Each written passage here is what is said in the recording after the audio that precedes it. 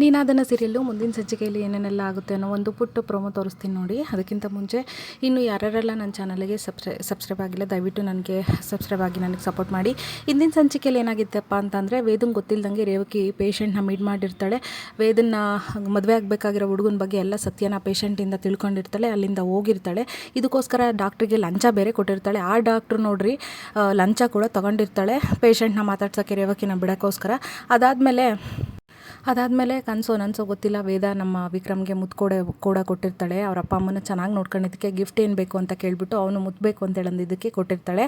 ಅದಾದಮೇಲೆ ನಾನು ಇನ್ಮೇಲೆ ಫ್ಯಾಮಿಲಿ ಮ್ಯಾನ್ ಆಗಿ ತಿನ್ಕೊಂಡ್ರು ಅಂತೇಳ್ಬಿಟ್ಟು ವೇದಂಗೆ ಅಡುಗೆ ಮಾಡೋಕ್ಕೆ ಅಂತ ಅಡುಗೆಗೆ ಹೆಲ್ಪ್ ಮಾಡ್ತಾ ಇರ್ತಾನೆ.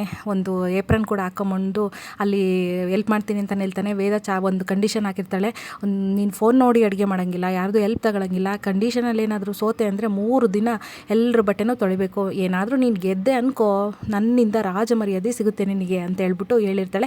ಓಕೆ ಅಕ್ಸೆಪ್ಟೆಡ್ ಚಾಲೆಂಜ್ ಅಂತ ಹೇಳಿರ್ತಾನೆ ವಿಕ್ರಮು. ಈ ನೆಕ್ಸ್ಟ್ ಸಂಚಿಕೆಯ ಪ್ರೋಮೋ ಏನಾಗುತ್ತಪ್ಪ ಅಂತ ಹೇಳಿದ್ರೆ ಎಲ್ಲದರಲ್ಲೂ ಹೆಲ್ಪ್ ಮಾಡ್ತೀನಿ ಅಂತ ವಿಕ್ರಮ್ ಹೇಳಿರ್ತಾರಲ್ಲ, ಬಟ್ಟೆ ಒಣಗಾಕೋಕ್ಕೆ ಅಂತ ಬಂದಿರ್ತಾಳೆ ನಮ್ಮ ವೇದ. ಅದಕ್ಕೆ ನಮ್ಮ ವಿಕ್ರಮ್ ಇದ್ದಾನೆ, ಬೇತಾಳ ನೀನು ಬರೀ 3 ಅಡಿ ಇದೆಯಾ ಕಣೆ, ನಿನಗೆ ಆ ತಂತಿಗಳು ಸಿಗಲ್ಲ ಬಟ್ಟೆ ಒಣಗಾಕೋಕ್ಕೆ, ಕೊಡಿಲಿ ನಾನು ಒಣಗಾಕ್ತೀನಿ, ನಾನು ಹೆಲ್ಪ್ ಮಾಡ್ತೀನಿ ಅಂತಂದಾಗ ಸುಮ್ಮನೆ ಹೋಗೋ ನೀನು, ಈ ಜಿರಾಫೆ ಕೂಡ ಉದ್ದ ಇದೆ 6 ಅಡಿ ಇದೆ ಹಂಗಂತ ಹೇಳ್ಬಿಟ್ಟು ಅದೇನು ಅಮಿತಾಬ್ ಬಚ್ಚನ್ ಆಗೋಕ್ಕಾಗುತ್ತೆ ಅಂತ ವೇದ ಆಡ್ಕಂತಾಳೆ. ಅದಕ್ಕೆ ವಿಕ್ರಮ್ ಇದ್ದನು, ಬೇತಾಳ ನೋಡು ನನ್ನ ಆಡ್ಕೋಬೇಡ, ಇವಾಗೇನು ಕೊಡ್ತೀಯಾ ಇಲ್ವ ನೀನು, ಹೆಲ್ಪ್ ಮಾಡೋಕ್ಕೆ ಬಿಡ್ತೀಯಾ ಇಲ್ವ ನೀನು ಅಂತ ಅಂತಾನೆ.